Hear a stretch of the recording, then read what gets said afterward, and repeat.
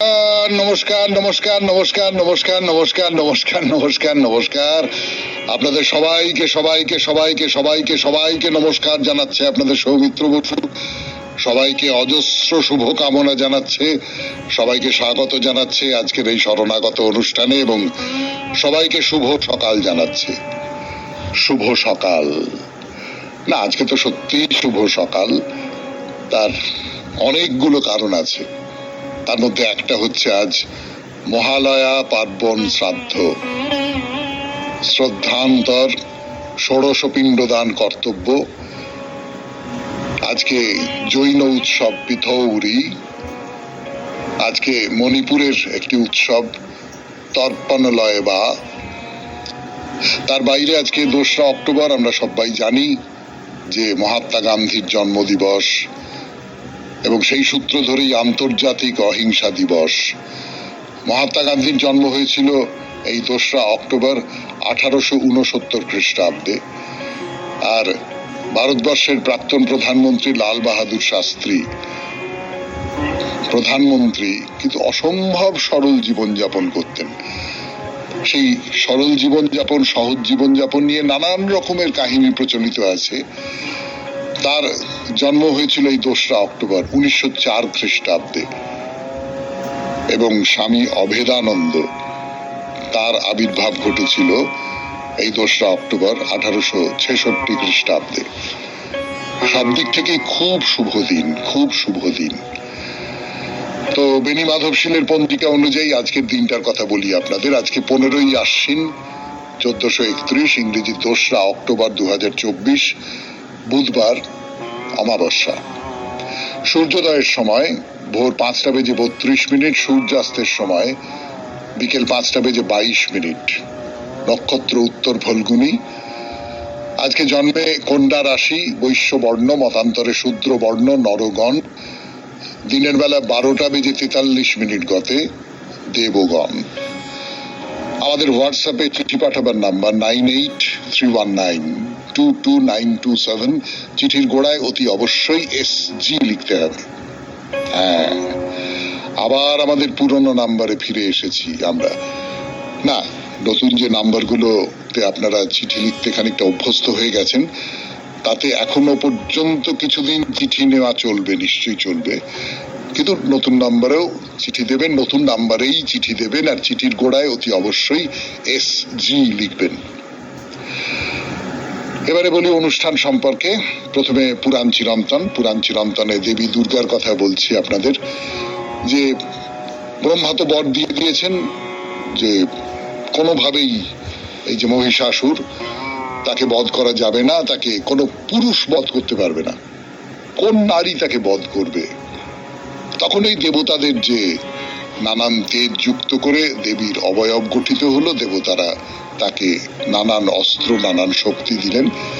দেবতাদের প্রতিভু হয়ে, প্রতিনিধি হয়ে দেবী দানব দলনে আবির্ভূতা হলেন। এই নিয়ে আরো কিছু কথা বলবো আপনাদের 92.7 বিগ FM এ শরণাগত অনুষ্ঠানে। এইবারে পুরাণ চিরন্তন, আমি আছি আপনাদের সঙ্গে, আপনাদের সৌমিত্র বসু। ফিরে আসছি গানের পর। গানের পর ফিরে এলাম 92.7 বিগ FM এ শরণাগত অনুষ্ঠান শুনছেন আপনারা। এখন পুরাণ চিরন্তন। তো ব্রহ্মা তো বর দিয়েছেন যে পুরুষের অবদ্ধ হও, তাহলে এই শটকে যুদ্ধে হত্যা করবে এমন স্ত্রীলোক কোথায়? দেবতারা বিষ্ণুকে বলছেন। তখন বিষ্ণু বলছেন যে আজকে সকল দেবতার তেজ ও রূপ সম্পদের দ্বারা উৎপন্না সুন্দরী নারী তাকে বধ করবেন।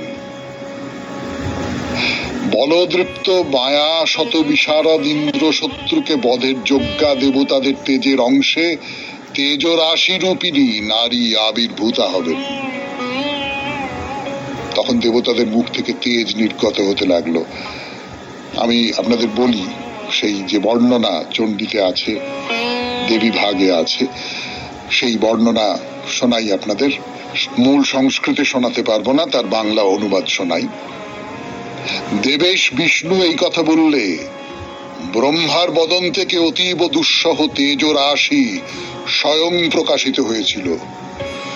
পদ্মরাগমণি তুল্য রক্তবর্ণ শুভাকার ঈষৎ শীতল ঈষৎ উষ্ণ কিরণ জাল মণ্ডিত সে নির্গত তেজ ভূরি গতি সম্পন্ন হরি এবং হরবিস্মিত হয়ে দেখলেন শঙ্করের শরীর থেকেও মহৎ অদ্ভুত রৌপ্যবর্ণ দুর্দর্শ ভয়ঙ্কর দেব দানবের পক্ষে ভয়ঙ্কর তম গুণ সদৃশ পর্বতুল্য বিশাল ঘোর তেজ নির্গত হলো। তারপর বিষ্ণুর শরীর থেকে অপর তেজ রাশির মতো সত্য গুণান্বিত নীলবর্ণ মহৎ জ্যোতি প্রকাশিত হলো। তারপর চন্দ্রের শরীর থেকে বিচিত্র রূপী সর্বগুণান্বিত সুসংহত তেজ আবির্ভূত হয়। কুবের বরুণ অগ্নি ও বরুণের দেহ থেকেও সেইভাবে চতুর্দিকে তেজ নির্গত হতে লাগলো। অন্য দেবতাদের শরীর থেকে অত্যুজ্জ্বল মহা তেজ ও রাশি নির্গত হলো। হিমালয়ের মতো মহাদিব্য বিশাল তেজ ও রাশি দেখে বিষ্ণু প্রভৃতি সকল দেবতা বিস্মিত হলেন। দেবগণের সম্মুখেই তেজপুঞ্জ সম্ভবা বিস্ময় করি শ্রেষ্ঠা নারী আবির্ভূত হলেন। দেবীর আবির্ভাবের কথা শুনলেন 92.7 বিগ এফএম এ শরণাগত অনুষ্ঠানে। এরপর দেবীর আরো কথা বলবার জন্য ফিরে আসছি, একটু গান শুনে নি। নানান তেজের কথা বললাম আপনাদের, নানান দেবতা তাদের ভেতর থেকে তেজ বেরিয়ে এসে দেবীর অঙ্গ গঠন করছেন। তো ব্রহ্মার তেজের রং হচ্ছে লাল রক্তবর্ণ, বিষ্ণুর তেজের রং হচ্ছে নীল, শিবের তেজ শুভ্রবর্ণ। যে দেবতার যে রূপ তার তেজও সেই রকম।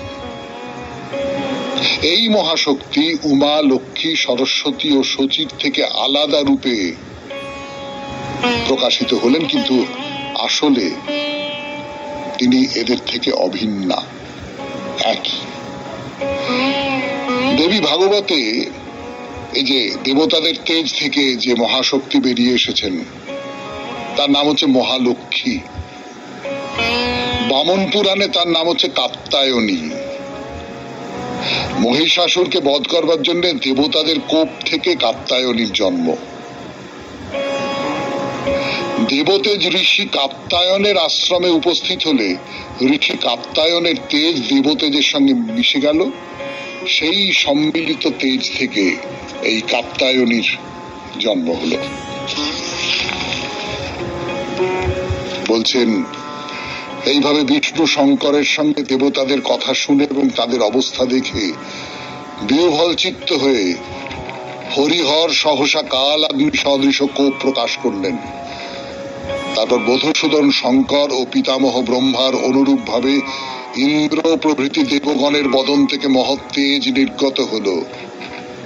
হে মুনে, সেই পর্বত শৃঙ্গ সদৃশ একতা প্রাপ্ত তেজ কাত্যায়নের শ্রেষ্ঠ আশ্রমে গমন করে।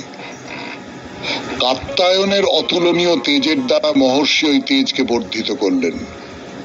ঋষি সৃষ্ট তেজের দ্বারা আবৃত হওয়ায় ওই তেজ সহস্র সূর্যতুল্য প্রদীপ্ত হয়ে উঠল।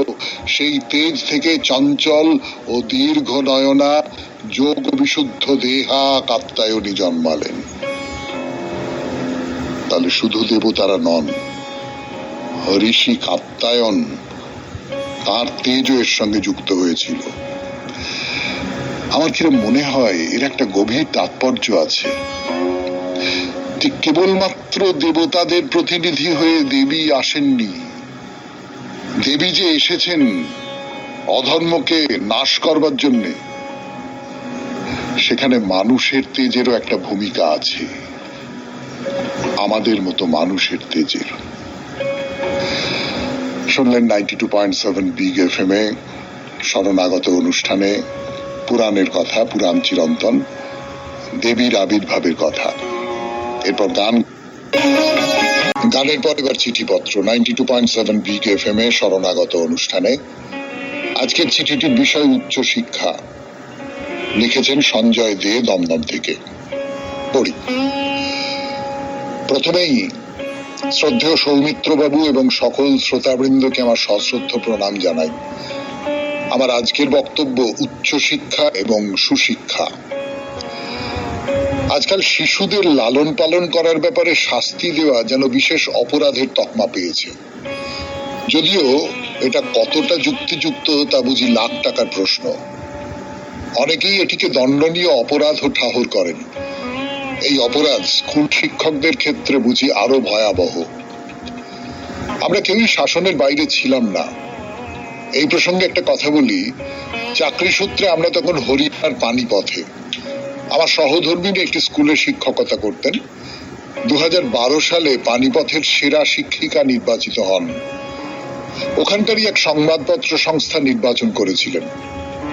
পুরস্কার বিতরণ অনুষ্ঠানে সম্পাদক মশাই শিক্ষকদের দায়িত্ব এবং নিরপেক্ষতা সম্পর্কে ব্যাখ্যা করতে গিয়ে বলেছিলেন, আমি আজ যা কিছু হয়েছি তা আমার শিক্ষকদেরই ভালোবাসা ও কঠোর শৃঙ্খলার ফসল।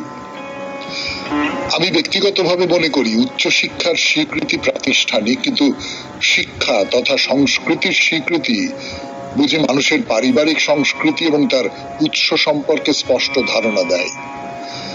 স্কুলে অপরাধের জন্য শিক্ষকদের কাছে অবশ্যই শাস্তি পেয়েছি, কিন্তু প্রাপ্ত শাস্তির কথা বাড়িতে ফিরে অভিভাবকদের কাছে অভিযোগ করার সাহসটুকু আমাদের ছিল না, পাছে আরো একবার শাস্তি ভোগ করতে হয়। কারণ অভিভাবকেরা 100% নিশ্চিত ছিলেন শিক্ষক যে শাস্তি দিয়েছেন তা কেবল যথার্থ সুশিক্ষার জন্যই। প্রবীণদের শিক্ষা ও শৃঙ্খলা বোধ ব্যতীত আমাদের জীবন বুঝি অসম্পূর্ণ। উচ্চশিক্ষা ও সুশিক্ষা দুটি প্রায় সমশব্দযুক্ত শব্দ হলেও সম অর্থযুক্ত মোটেই নয়। প্রথমটি দেয় জ্ঞান, দ্বিতীয়টি দেয় মনুষ্যত্ব। উচ্চশিক্ষা কেবল প্রাতিষ্ঠানিক হলেও সুশিক্ষা তথা শৃঙ্খলাবোধ অবশ্য প্রাতিষ্ঠানিক এবং পারিবারিক উভয়েরই প্রচেষ্টারই ফসল।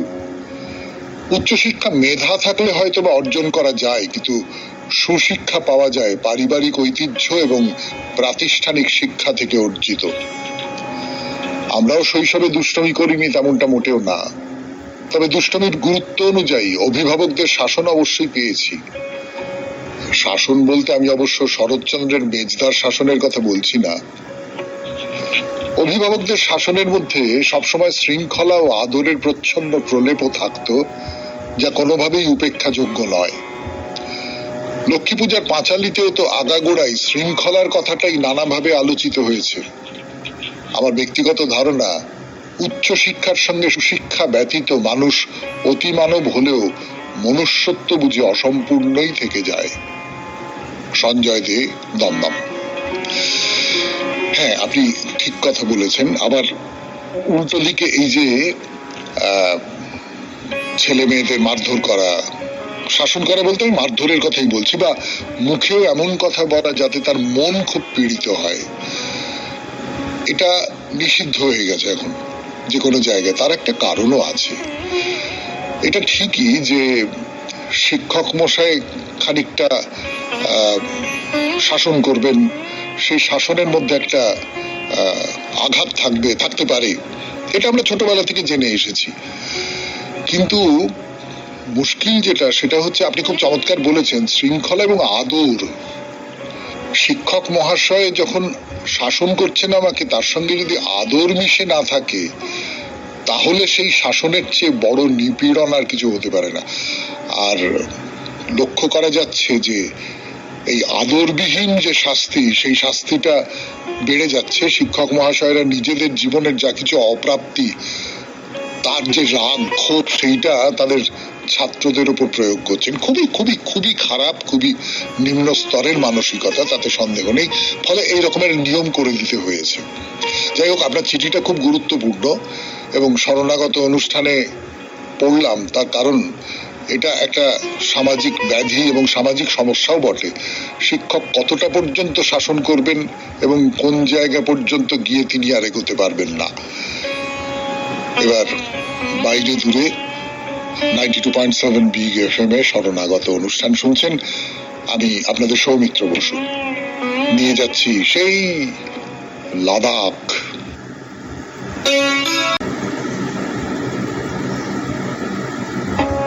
ফিরে এলাম গানের পর।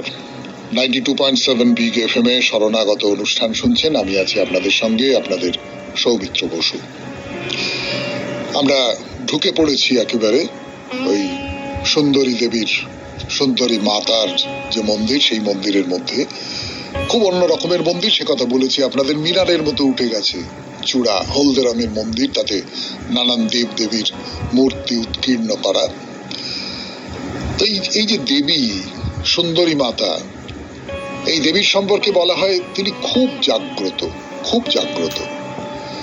যদি অন্তর দিয়ে তাকে ডাকা হয়, শুদ্ধ মনে তাকে ডাকা হয়, তাহলে তিনি মানুষের যে কোনো প্রার্থনাই পূরণ করেন।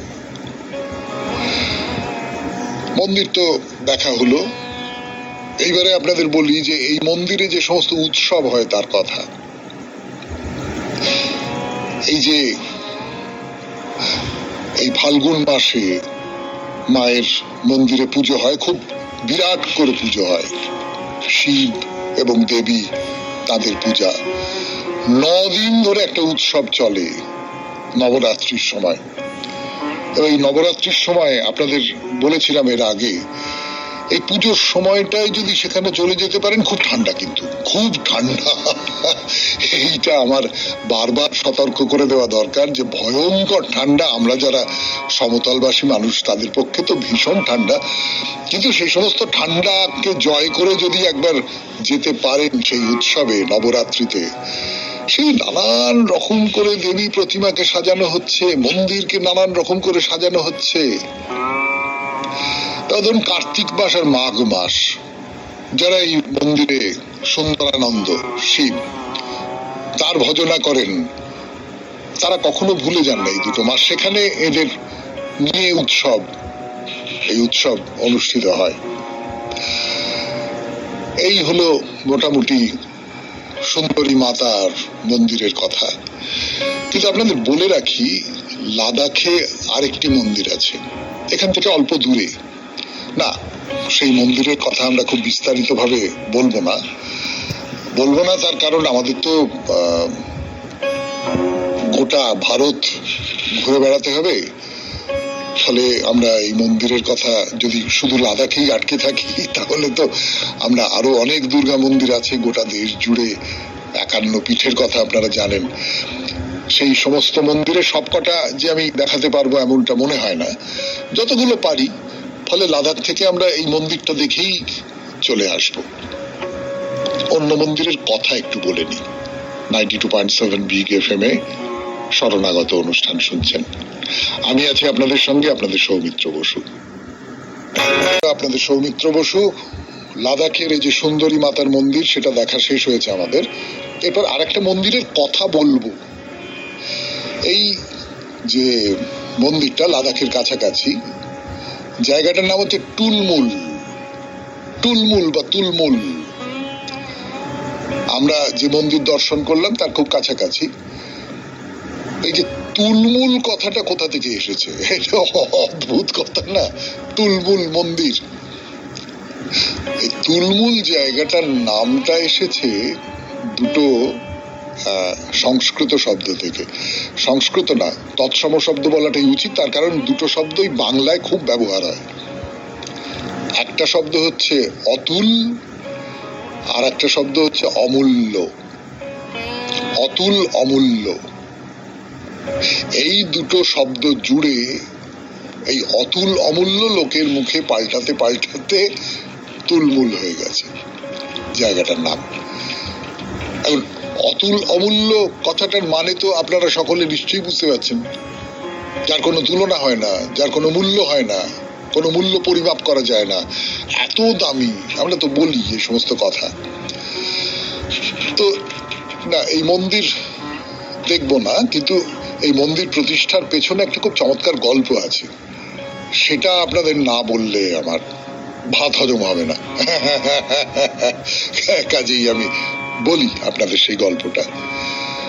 আপনারা তো সকলেই জানেন যে রাবণ খুব শিব ভক্ত ছিলেন এবং শিবের ভজনা করেছিলেন, দীর্ঘদিন ধরে শিবের তপস্যা করেছেন, খুব কঠোর তপস্যা করেছেন। তো শেষ পর্যন্ত শিব সন্তুষ্ট হলেন এবং রাবণের কাছে এসে বললেন যে তুমি কি বর প্রার্থনা করছো? তো রাবণ বললেন যে আমি ক্ষীর ভবানী মূর্তি, সেই ভবানী মূর্তি যদি আপনি আমাকে দেন তাহলে আমি সেটা লঙ্কায় নিয়ে যেতে পারি।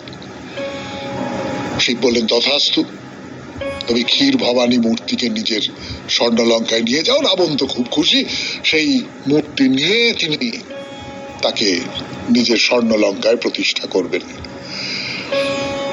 দেবীর তো একেবারেই লঙ্কাপুরীতে যাবার স্বাদ নেই, তিনি তো যেখানে আছেন সেখানেই শিবের সঙ্গে থাকতে চান। দেবী হনুমানকে আদেশ করলেন যে তুমি আমাকে লঙ্কাপুরী থেকে আবার শিবের কাছে নিয়ে এসো। হনুমান তাই করলেন।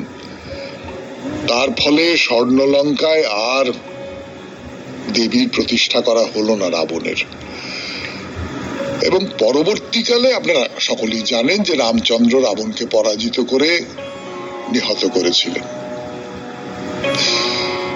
তাহলে আজকে বাইরে দূরে এবং শরণাগত এই পর্যন্তই থাক।